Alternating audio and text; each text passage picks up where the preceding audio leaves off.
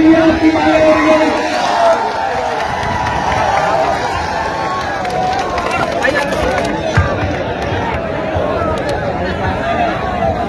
पुनः कह रहा हूं, अगर 1 मिनट में आप लोग बैठ जाओगे तो मैं रखूंगा, वरना मैं बिल्कुल नहीं रखूंगा। मुझे मैं आपके लिए आगे नहीं करूंगा।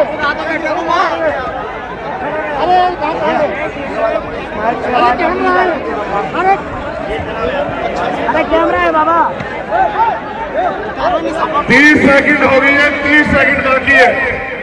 इसके बाद मेरा इंतजार भी दम तोड़ जाएगा, मेरा सब्र भी। आप जानते हैं मैं आपसे झूठा वादा तो नहीं करता हूं, तो अगर मैं ये कह रहा हूं कि नहीं बात रखूंगा तो ये वादा भी झूठा नहीं करूंगा। आप लोग बैठो, कैसे बैठोगे ये आप जानो, मुझे नहीं पता। अगर ये इधर के बराबर वाले भी बैठे तो मैं अपनी बात नहीं रखूंगा। बैठ जाओ भाई, बैठ जाओ।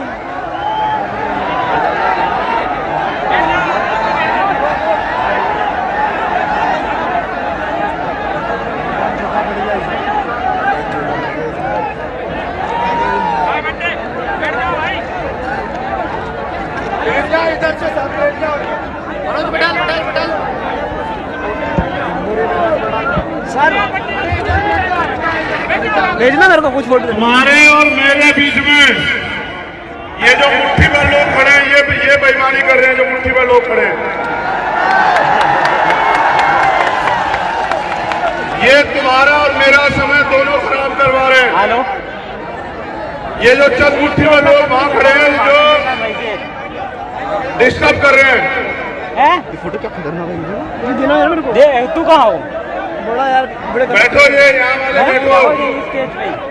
देखना है सारी बात होगी, वरना कोई बात नहीं होगी।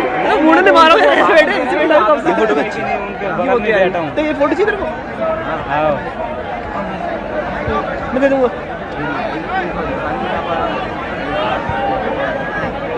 बाबा साहब की उंगली लग रही है। आखिरी 10 सेकंड है, तुम्हारी इच्छा है। ये तुमसे क्यों नहीं बैठ रहे?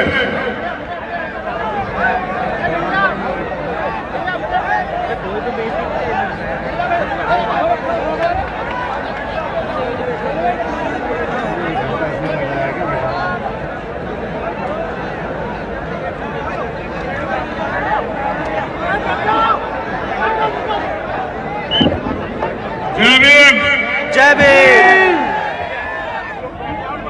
अब एक बार बताओ आवाज कहां तक आ रही है? ठीक है, बहुत अच्छे। 15-20 मिनट हिम्मत है, गर्मी तो नहीं लग रही है? तुम्हारे खून का उबाल ठंडा तो नहीं हो गया? आधा घंटा बैठ जाओगे ना, आधे घंटे में प्यास तो नहीं लगेगी। धन्यवाद। जय भीम, जय भारत, जय मंडल, जय जोहार, जय संविधान। कैमरा आपका है ना? देखो, मुझे मीडिया के साथियों ने कहा कि हमें इतनी उम्मीद नहीं थी कि इतने लोग आएंगे।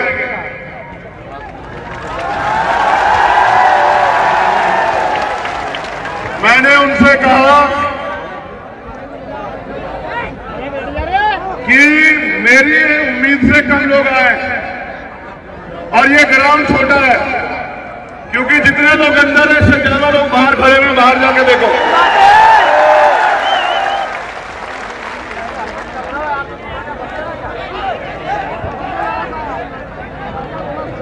यहां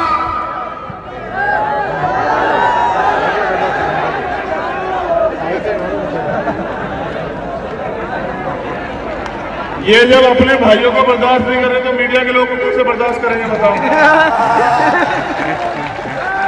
तुमसे ये लोग नहीं बैठ रहे हैं? भैया जी, ये दूसरे आदमी के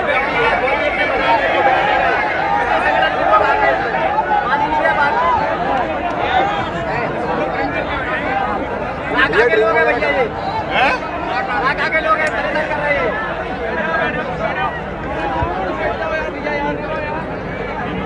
ये जो चंद लोग खराब कर रहे हैं ये अच्छा नहीं है। ये गद्दारी तुम्हें अगर किसी के इशारे पे कर रहे हो तो याद रखना, ये गद्दारी भारी पड़ेगी। बैठ जाओ, बैठ जाओ।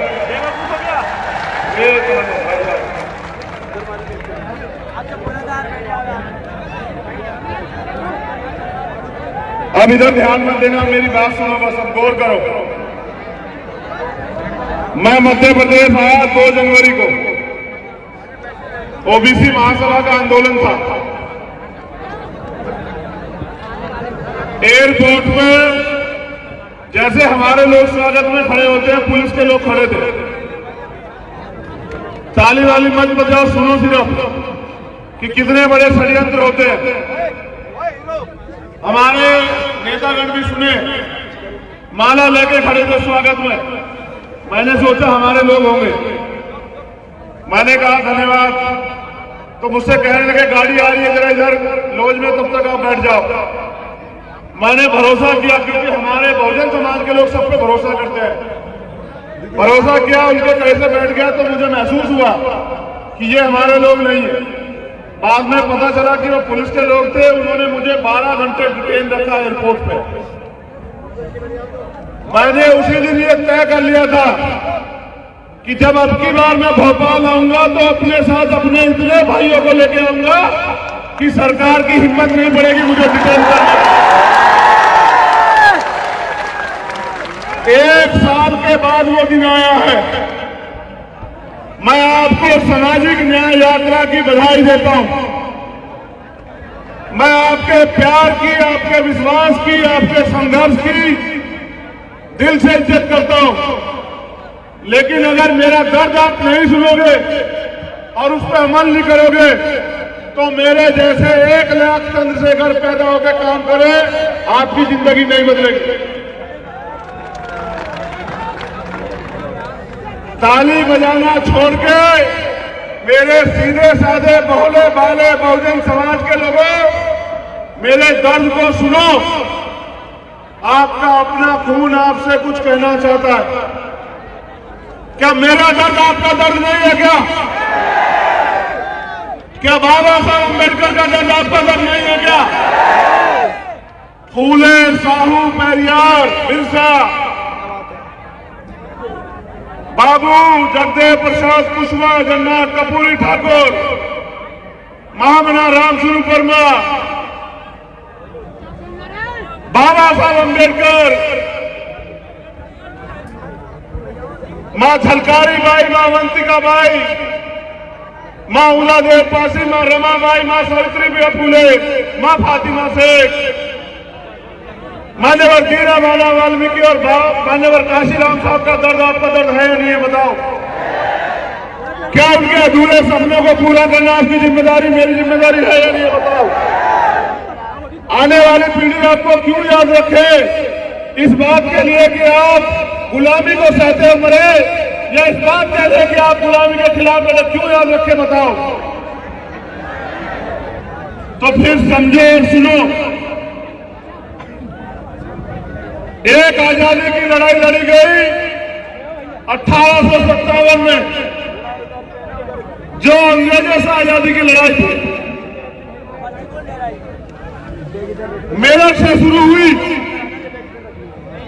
इतिहास में बार बार हमें चंद लोग यह कहते हैं कि आजादी की लड़ाई में इन वर्गों का कोई योगदान नहीं है। हमारे योगदान को नकारते हैं। इतिहास सुनो। आजादी की लड़ाई 1857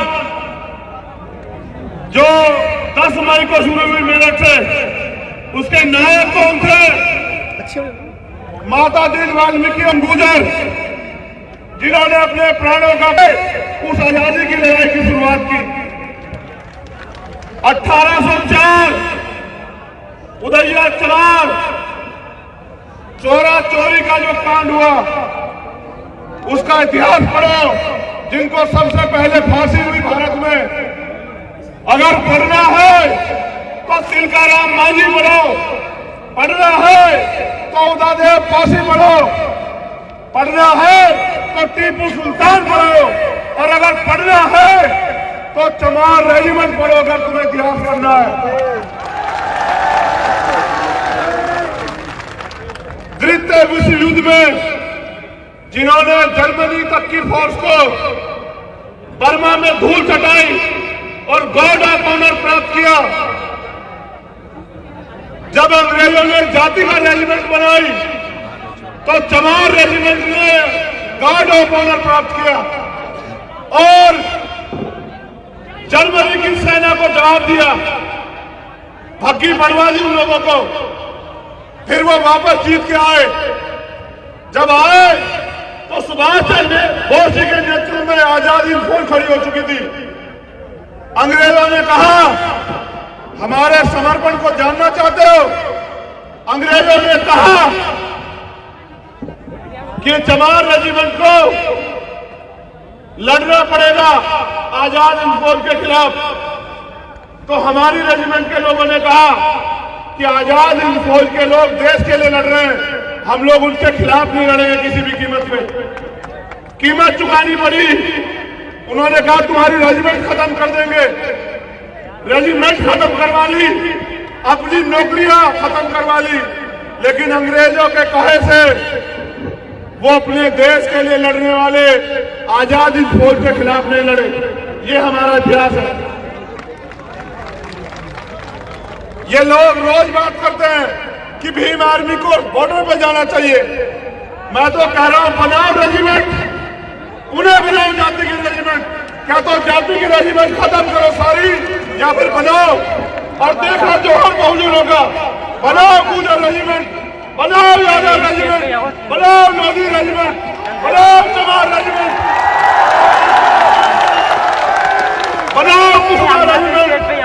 और देखो हमारा जोहर कि हम शहीद आजम सरदार भगत सिंह और उधम सिंह की तरह अपने खून का एक एक कतरा अपने देश की मिट्टी के लिए अगर कुर्बान ना कर दे तो कहना। अपने मुल्क के लिए हमने क्या नहीं सहा। हमने लाठियां खाई, हमने जातिगत अपमान सहा, हमने अन्याय सहा, हमारी बहन बेटियों को बेइज्जत किया गया, हमारे बड़ों की पगड़ी उछाली गई, हमें अधिकारों से वंचित रखा गया। क्या नहीं सहा हमने अपने देश में। आज भी आजाद भारत में हम अधिकारों की बात करते हैं, आप धर्म की बात करते हो। धर्म आदमी का व्यक्तिगत अधिकार है, आप धर्म की बात करो, लेकिन आजादी के इतने दिन बाद अगर इतने बड़े वर्गों के अधिकारों की बात नहीं करोगे तो अब ये देश में नहीं चलेगा। ये बताने के लिए हम लोग भोपाल में आए। जिन्हें इतिहास जानने का शौक हो और जो इतिहास को चुराना चाहते हो वो इतिहास को पढ़ो। क्या जानते हो प्रतिहार के बारे में? क्या जानते हो सम्राट वीर बोस गुजर के बारे में? क्या जानते हो? तुम्हें नहीं पता इतिहास, क्योंकि इतिहास लिखा तुम्हारे लोगों ने। मैं धन्यवाद देता हूं उन साथियों का जिन्होंने पिछला आंदोलन किया, मेरे लोगों को भरे मंचों से गालियां दी, अपमानित किया, हमारे अधिकारों के खिलाफ बड़े बड़े नारे लगाए। मैं उनसे अपील करूंगा, भाइयों आप दीर्घायु हो, आपकी लंबी उम्र की मंगल कामना करता हूं। एक दो बार और आओ और बड़े पैमाने पर आगे आंदोलन करो,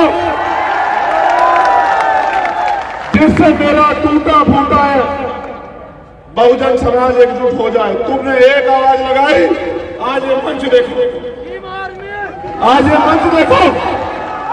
तुमने एक बार हमारे अधिकारों के खिलाफ आंदोलन किया, मैं आपका स्वागत करूंगा। आप पुनः आगे करो मेरे भाइयों, आप दीर्घायु हो, आपके लिए मंगल कामना है। जो काम मैं नहीं कर पा रहा था वो आपने करके दिखाया, आपका कोटि कोटि धन्यवाद।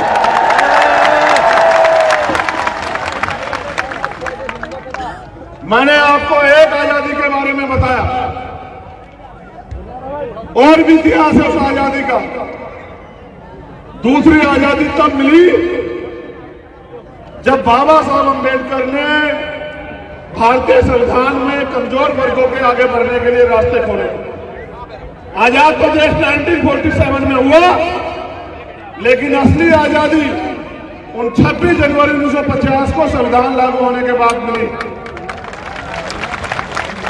अगर हमारा राष्ट्रीय पर्व है तो वो 26 जनवरी 1950 है।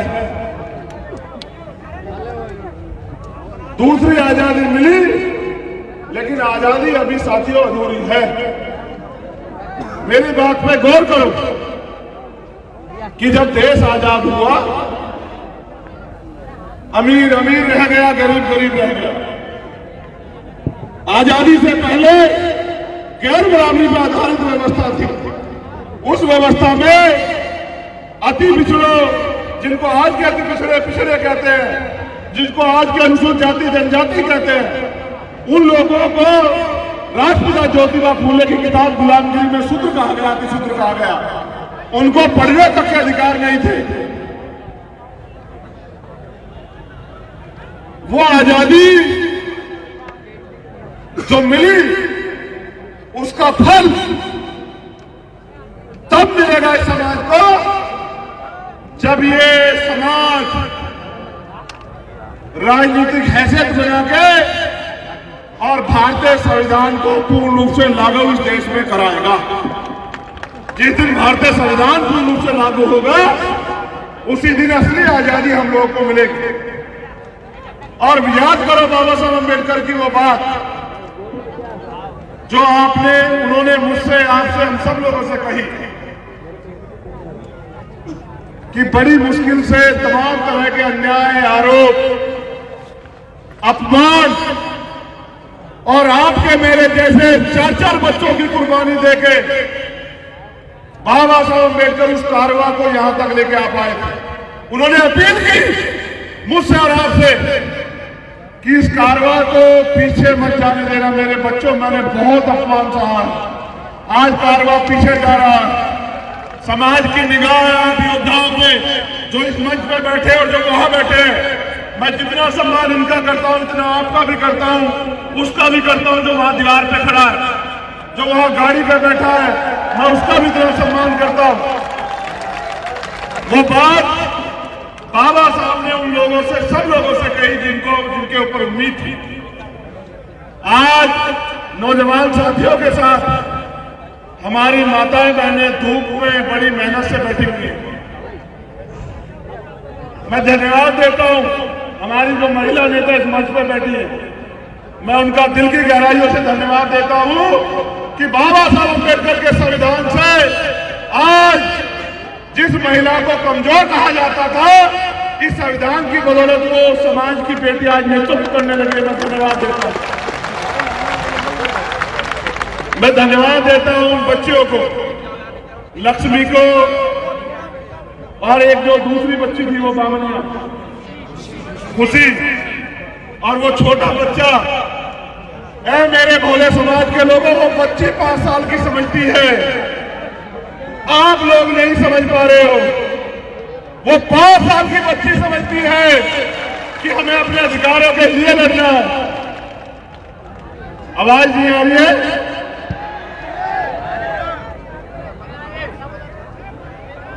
अब देखो हमारी है क्या। धन्यवाद करता हूं यहां के प्रशासन के लोगों का, यहां के पुलिस के कर्मचारी अधिकारियों का। पिछला मुकाबला मुख्यमंत्री जी से था, इस बार आपके सम्मान में कह रहा हूं, एक व्यवस्था नहीं की आपने। अपने रिश्तेदारों के लिए 3000 की फोर्स लगा कर व्यवस्था कराते हो। बहुत बढ़िया। और हमारे लोगों के लिए ये व्यवस्था कराते हो। मेरे लोगों के पैरों से गाड़ियां चली, एक व्यवस्था नहीं करी। हमारे टैक्स के पैसे से तनख्वाह लेते हो, एजेंटगिरी सरकार की करते हो। चिंता मत करो, करो नौकरी, होगा आपसे आमना सामना। भारतीय संविधान हर कमजोर को ताकत देता है। मैं बदला लेने में नहीं, बदलाव करने में भरोसा रखता हूं। जिनके लिए आज व्यवस्था नहीं की, वो लोग इस अपमान को समझेंगे और वो मेहनत करेंगे और इतनी ताकत बनाएंगे, कल उनको सलाम करना पड़े। आपको याद रखना मेरी बात को। मैं पुनः अपनी बात पे आता हूं। अब ये लड़ाई तीसरी आजादी की है। कौन सी लड़ाई है? तीसरी आजादी की लड़ाई लड़ना चाहते हो नहीं लड़ना चाहते हो बताओ। ये लड़ाई बिना एकता के नहीं लड़ी जा सकती है।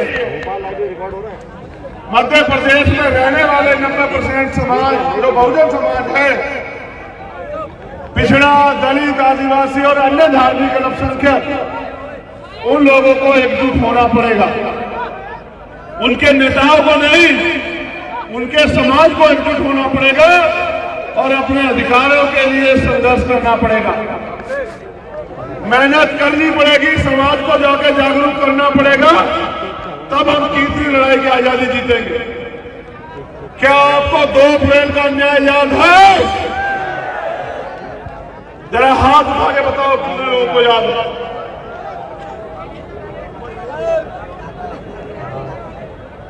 अब तो कान से सुनो बेटा, नालायक लोगों का कोई इलाज नहीं है। दोनों हाथ उठा के बताओ 2 अप्रैल का दौर किन किन को याद है?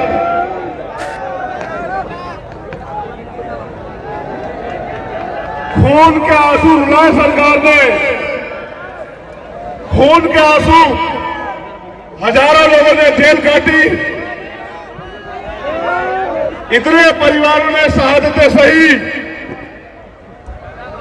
कितने साथियों के बदन पे लाठियों ने खाल उधेड़ ली। हमारा खून वहां मध्य प्रदेश में 2 अप्रैल के आंदोलन में सरकार के लोगों ने हमारा तमाशा बनाया, हमारा मजाक उड़ाया। हमारे खून पे हंसे सरकार के लोग। यही सरकार थी भारतीय जनता पार्टी की। इनसे बचने के लिए आपने कांग्रेस की सरकार बनाई। उन्होंने भी हमारे लिए कुछ नहीं किया। वो तो अपनी सरकार भी नहीं बचा पाए, अकेले वो सरकार का मुकाबला नहीं कर सकते। इसलिए आप बहुजन समाज के लोगों को अपने पैरों पर खड़ा होना चाहिए। हम ही ऐसे लोग हैं जो इनका सामना कर सकते हैं। ये दम अब यहां की कांग्रेस पार्टी में नहीं रहा। अब अगर इस निकम्मी सरकार को कोई उखाड़ के फेंक सकता है तो वो यहां उपस्थित मेरा बहुजन समाज है, वही उखाड़ के फेंक सकता है। कोई हमारे हक छीने जा रहे हैं, हमारे प्रदेश में हमारे हक छीने जा रहे हैं, क्योंकि हम लोग एकजुट नहीं है। अगर हमें हक बचाने हैं या हक देने वाला बनना है तो हमें एकजुटता करनी पड़ेगी। क्या आप एकजुटता के लिए तैयार हो? जो सवाल पूछ रहा हूं उसका जवाब मन से दोगे? अगर पिछड़े वर्ग के भाइयों के अधिकारों पे आंच आओगी तो खून दत्त देने के लिए तैयार रहोगे? बताओ, दोनों हाथ उठा के बताओ। अगर मेरे आदिवासी भाइयों पे अन्याय होगा तो संघर्ष करने के लिए, खून देने के लिए तैयार हो क्या? बताओ। और जो यहां मेरे आदिवासी और पिछड़े वर्ग का परिवार है, अल्पसंख्यक वर्ग का, मैं अल्पसंख्यक वर्ग के लिए भी पूछना चाहता हूं, उनके साथ अन्याय होगा तो उनकी लड़ाई लड़ने के लिए तैयार हो या नहीं हो? बताओ। अब मैं इनसे पूछना चाहता हूं, क्या आप इन दलित समाज के स्वाभिमानी लोगों के हक अधिकार की लड़ाई को इनके साथ मिलकर लड़ने के लिए तैयार हो या नहीं हो? बताओ। अगर ये एकता बन जाएगी, भाईचारा बन जाएगा तो हमारे लोग आगे बढ़ेंगे। मैं खुद अपने भाइयों के लिए इस एकता को बनाने के लिए हमेशा प्रयास करता रहता हूं। अगर खून भी देना पड़ा तो चंद्रशेखर आजाद का ये वादा, भीम आर्मी का ये वादा, हमारे राष्ट्रीय अध्यक्ष, हमारे राष्ट्रीय महासचिव, हमारे तमाम सीनियर नेता यहाँ हैं, हमारे प्रदेश के दोनों अध्यक्ष, मैं चंद्रशेखर आजाद आपसे वादा करता हूं, इस एकता के लिए अगर अपने खून का भी बलिदान करना पड़ा बहुजन भाईचारे के लिए तो हम लोग तैयार हैं। कुर्सी की तो क्या हैसियत है, कुर्सी तो बहुत छोटी बात है। हमें दुश्मन की साजिश को कामयाब नहीं होने देना, अपनी एकता बना के रखनी है। आज हम यहाँ क्यों इकट्ठा हुए बताओ? मांग पत्र देने के लिए। जो मांग पत्र मैंने पढ़ा, तुम चाहते हो उसकी मांग पूरी हो? दोनों हाथ उठा के बताओ पूरी हो या नहीं। वो जो वहां खड़े हैं वो बताओ पूरी हो या नहीं हो। ये मांग पत्र तुम्हें क्यों देना पड़ रहा है? क्योंकि तुम्हारा राज यहाँ नहीं है। ये मांग पत्र सरकार को हम लोग 1 महीने का समय देते हैं अध्यक्ष जी। अगर 1 महीने के अंदर हमारी मांगे पूरी नहीं हुई तो हम इससे भी बड़े जन सैलाब के साथ फिर भोपाल आएंगे। लेकिन मुझे आपसे कुछ और कहना है। मुझे आपसे कुछ और कहना है। अगर इस मांग पत्र का मैं घोषणा पत्र बना दूं, अगर अकेले जाओगे तो मांगना पड़ेगा, मांगना ऐसे। और अगर एकजुट हो जाओगे तो ये तुम्हारा घोषणा पत्र हो जाएगा, घोषणा पत्र। तुम्हारी जो मांगे हैं वो लिख के तुम मुझे दे दो। और एक स्वस्थ बच्चे को पैदा होने में, इस धरती पे आने में 9 महीने लगते हैं। इस 9 महीने का समय तुम लोग मुझे मेरे साथ संघर्ष करने के लिए दे दो। पहली बात, तुम्हारी जो भी मांग है उस मांग का मांग पत्र बना के मुझे दे दो। और एक स्वस्थ बच्चे को पैदा होने में जितना समय लगता है, मैं 10-20 साल तुमसे नहीं मांग रहा हूं बहुजन समाज के लोगों, उस 9 महीने का समय मुझे दे दो। मैं आपसे वादा करता हूं, आपकी सारी मांगों को 1 दिन के अंदर पूरा करके हम लोग दिखाएंगे, मेरा वादा। और इस मंच में बैठे 100 से ज्यादा लोग अगर विधानसभा में ना पहुंचे तो मुझे कहना, मेरा वादा है आप लोगों से।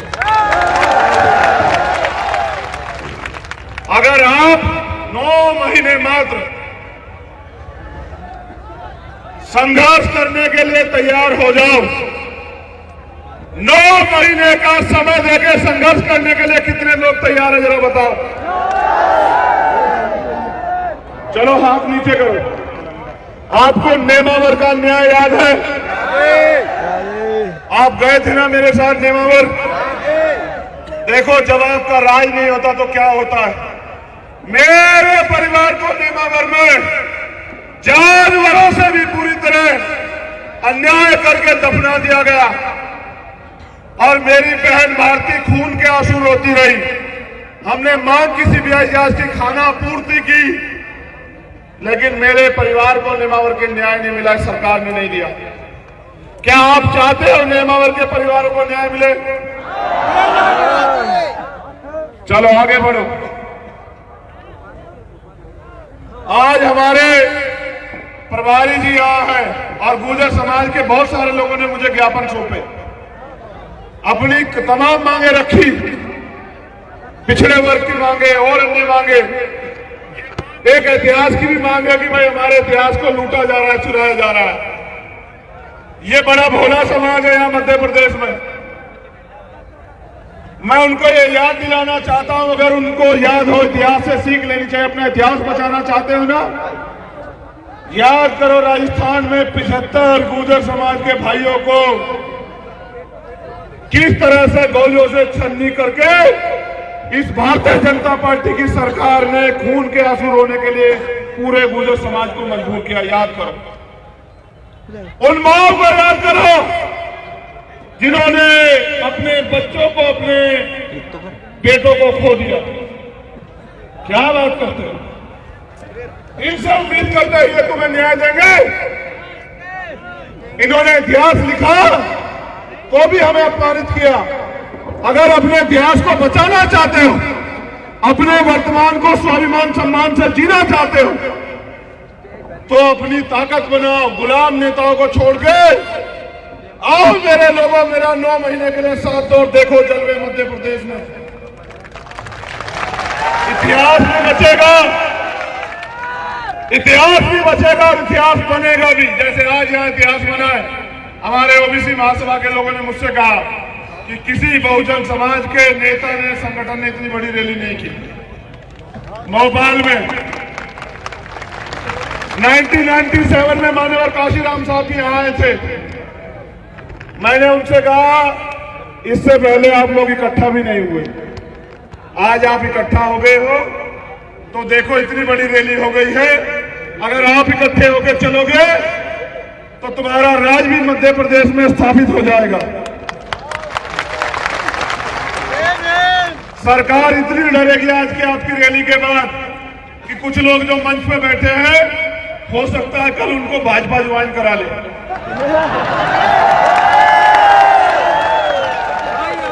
घबराना नहीं, एक जाएगा 100 आएंगे।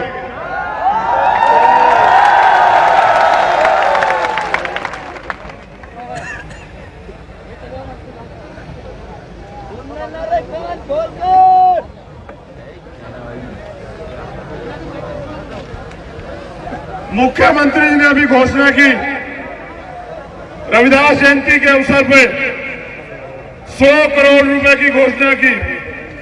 इससे पहले उन्होंने घोषणा की थी उज्जैन में 50 लाख रुपए की, इंदौर में भी की थी 25 लाख रुपए की। मैं मुख्यमंत्री से पूछना चाहता हूं, शिकारी आता है, दाना फेंकता है, हमारे लोगों को फंसाता है। जब हमारा आदमी दाना चुगने के लिए जाता है तो उसकी गर्दन पकड़ लेता है। जिन्होंने पिछले 4 साल में नहीं किया वो अब आपके लिए करेंगे। अब मैं आज आपसे ऐलान कर रहा हूं कि जो सरकार 5 साल में नहीं कर पाई, हम लोग 1 साल में कर देंगे। जो मांग पत्र आपका वो घोषणा पत्र बना के काम कर देंगे। अभी बजट आएगा, मुख्यमंत्री जी और घोषणाएं करेंगे। इनकी घोषणा में तो नहीं तुम लोग आने वाले, शिकारी के जाल में तो नहीं फंसोगे। नहीं, दोनों हाथ उठा के बताओ। बहुत अच्छे। मुख्यमंत्री जी ने कहा 1 लाख नौकरी देंगे अगस्त तक। कहा ना, जो मुख्यमंत्री अपने स्वाभिमान सम्मान की रक्षा न कर पा रहा हो मध्य प्रदेश में, वो हमारे लोगों की स्वाभिमान सम्मान की रक्षा क्या करेगा? बहुत बढ़िया। क्योंकि वो भी मेरे परिवार के व्यक्ति हैं। मैं उनके साथ जो अपमान किया गया, मैं उसके लिए भी खेद प्रकट करता हूं कि किसी को अधिकार नहीं है पिछड़े वर्ग के मुख्यमंत्री को अपमानित करे, लेकिन उनको भी अधिकार नहीं है पिछड़े वर्ग का कहलाने के लिए। जब वो नगर निकाय चुनाव में पिछड़े वर्ग के अधिकार को खाने का काम करते हैं भारतीय जनता पार्टी के साथ मिलकर, उनको भी कोई अधिकार नहीं है। अब मैं ये पूछना चाहता हूं, 1 लाख नौकरियों में SC, ST, OBC का आरक्षण कितना पूरा करोगे ये भी बताओ। 2 लाख से ज्यादा बैकलॉग पड़ा हुआ है, उसको कब भरोगे मुख्यमंत्री ये भी बताओ। 68,000 की भर्ती हुई, हमारे नेता जानते हैं उत्तर प्रदेश में 69,000 की शिक्षक भर्ती, 20,000 पद ये सरकार खा गई थी भारतीय जनता पार्टी की। इस सरकार से हमें कोई उम्मीद नहीं है